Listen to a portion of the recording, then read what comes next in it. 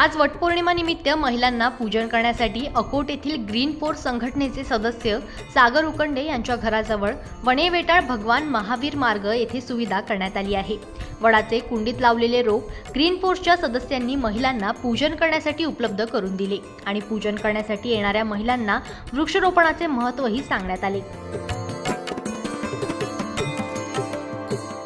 वटवृक्ष खूप लोक पावले, मोठी मोठी झाडं लोकांनी तोडून टाकले। वटवृक्ष म्हटलं म्हणजे एक स्तंभ आहे हा।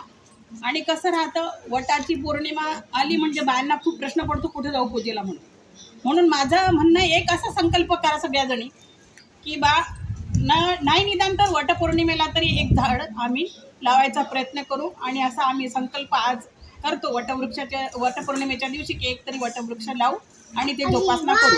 आणि लहानचं मोठं होईपर्यंत थोडं तुम्हाला जोपासना करणं आहे, नंतर ऑक्सिजन ते आपोआपच ओढतं पाणी। आणि कसं आहे, आता तुम्ही जर झाडाची जोपासना केली तर पुढं तुमच्या नातवांना पोरांना कोणाला ऑक्सिजनची कमी पडणार नाही। म्हणून माझं म्हणणं तरी आहे की सगळ्या स्त्रियांनी एक संकल्प करा। मनुष्य तर लावतातच, पण स्त्रियांचंही काम आहे एखादं तरी झाड लावून त्याचं जोपासना करून आपण काहीतरी पुढं एक संकल्प असा करून एक मोठं काहीतरी कार्य करतो।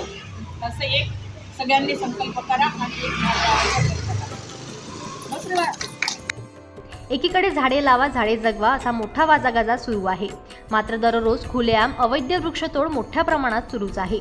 जर वृक्ष लागवड झाली नाही तर भविष्यात पूजन करण्यासाठी पुढच्या पिढीला वडाचे झाड सुद्धा सापडणार नाही।